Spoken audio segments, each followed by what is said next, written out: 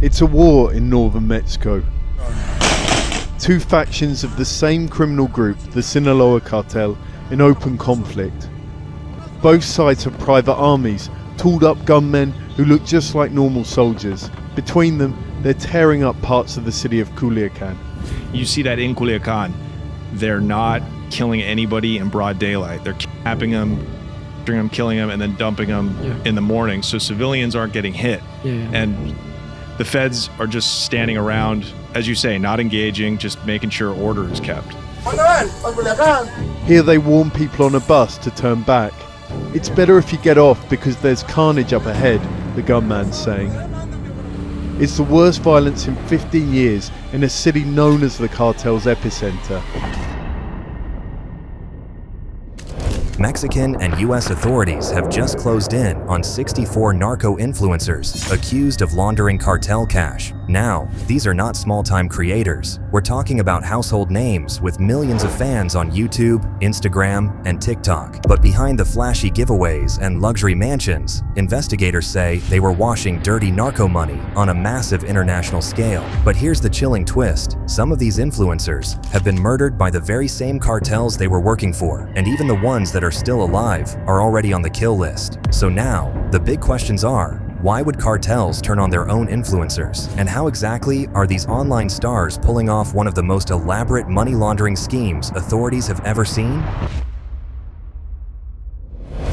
An emblematic case is that of Marquitos Toys, originally from Culiacán. His rapid rise has been controversial, linked to a narco-culture lifestyle and his closeness to figures such as El Nini, former head of security for Ivan Archivaldo Guzman. Other alleged influencers under scrutiny by the authorities include Ana Gastelum, Carlos Lizarraga, El Homie, Oscar Antonio Uribe, El Camaronero, among others. So, one of the names that stands out from the list of this cartel money laundering scheme is Marcos Eduardo Castro Cardenas, better known online as Marquitos Toys. If you live in Mexico or follow Spanish-speaking creators, you've probably heard of him. In just a few years, he built a massive following, over 4 million subscribers on YouTube, and millions more on Instagram and TikTok. So now, everyone is asking, how does a social media influencer end up tied to cartel money laundering? And more importantly, how does this entire scheme even work?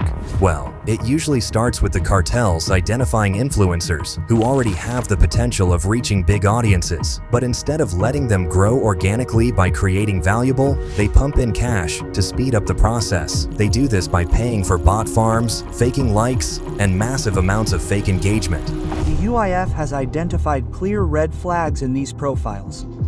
Raffles of luxury goods, such as cars or apartments, are held without the proper official authorization. Advertising contracts with shell companies that appear and disappear quickly. Accounts that change ownership multiple times in a very short space of time and, perhaps most revealingly, large numbers of followers, but with minimal real interaction in their posts.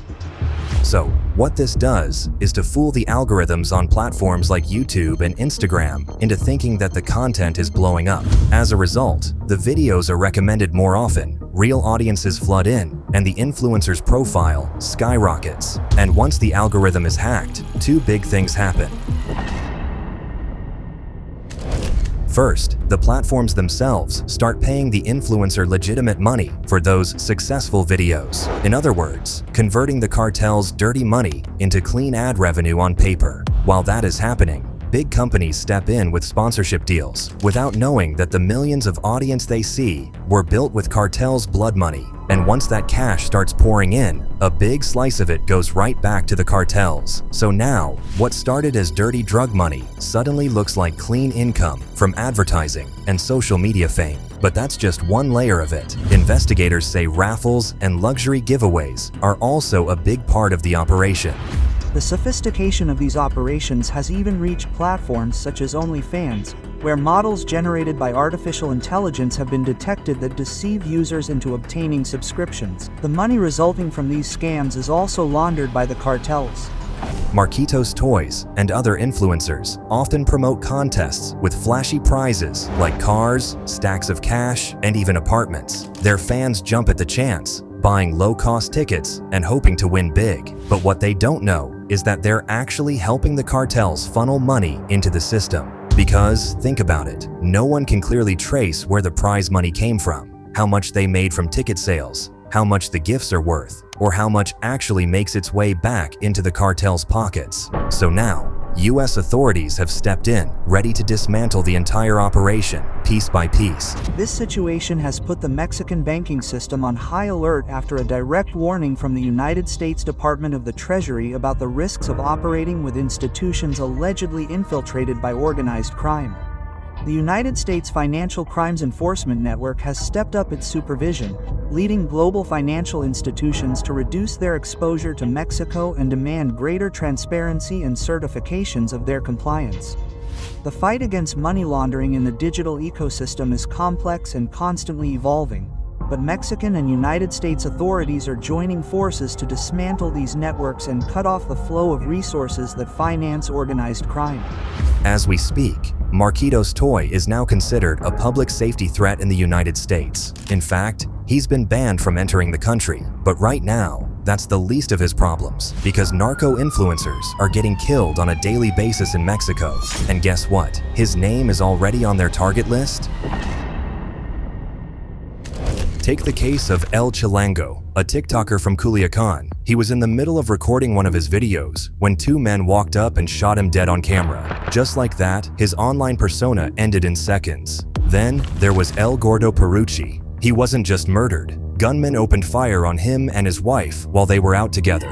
And guess what? Neither of them survived. This particular case was a brutal reminder that once you're tied to cartel circles, even your family can also pay the price. And the authorities?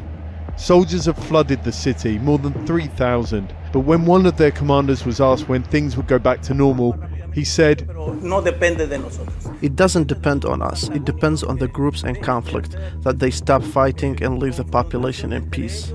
It sounds like a tacit admission that the state can't stop this. But it'll need to, either by facilitating negotiations or force. The Sinaloa cartel is present throughout most of Mexico. If the conflict engulfs the entire organization, many more will suffer. Another shocking case was that of El Jasper. Authorities found his body in a remote area outside Culiacán. He had been hit with more than 70 bullets. Yes, you heard that right, 70 bullets. And each one of those bullets was a message. Now the crazy thing is that investigators later confirmed that Jasper had worked with other influencers, including Marquitos Toys. And then there's the horrific story of El Pinky. So, a disturbing video began circulating online in early January 2025. It showed a young man, beaten, bruised, and tied up while being interrogated by masked cartel hitmen. That man was later identified as Agustin Paul, better known to his fans as El Pinky. He was a 22-year-old YouTuber from Culiacán, Sinaloa. His channel, Los Plebes de Barrancos, has over 100,000 subscribers, and he was known for viral stunts, pranks, and challenges. But as you can see in this video, there was no laughter on his lips, just pure terror. Los Chapitos interrogators accused El Pinky of working with La Mayiza.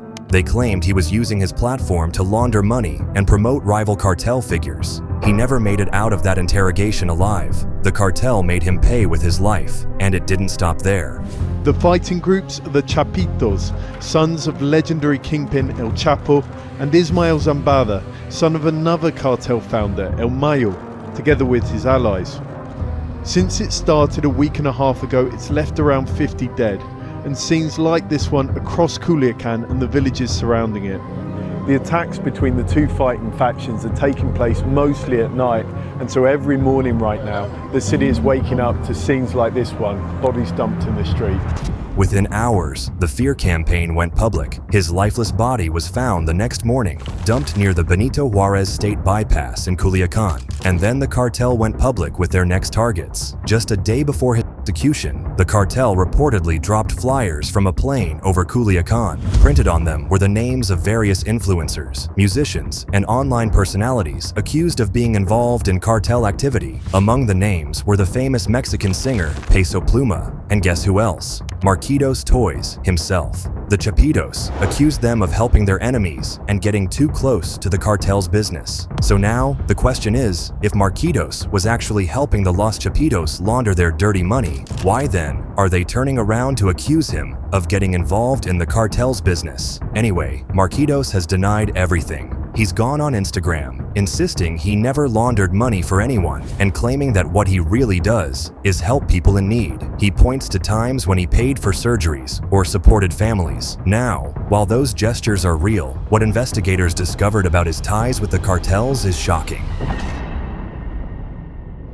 Marquitos first showed up online only a few years ago. He started with lighthearted content, off-roading videos, funny clips with friends, even charity-style projects like handing out toys at Christmas. That kind of content made him look humble, relatable, and even generous, and that's why people liked him. But from there, his lifestyle escalated fast. Suddenly, he wasn't just giving out toys. He was raffling luxury cars, handing out stacks of cash, and living in mansions. And here's the detail that really raised eyebrows. Marquitos never hid his friendships with known cartel figures. In fact, he openly admitted being close to El Nini, the head of security for Los Chapitos, the faction of the Sinaloa cartel led by El Chapo's sons. Marquitos even cried publicly when El Nini was arrested, posting emotional videos online. For other influencers, that would be career suicide. But in Culiacán, it only added to his legend. But his ties with the cartels go way beyond Sinaloa. One of his brothers, Brother Kevin, was spotted at an event linked to El Mencho's Jalisco New Generation cartel.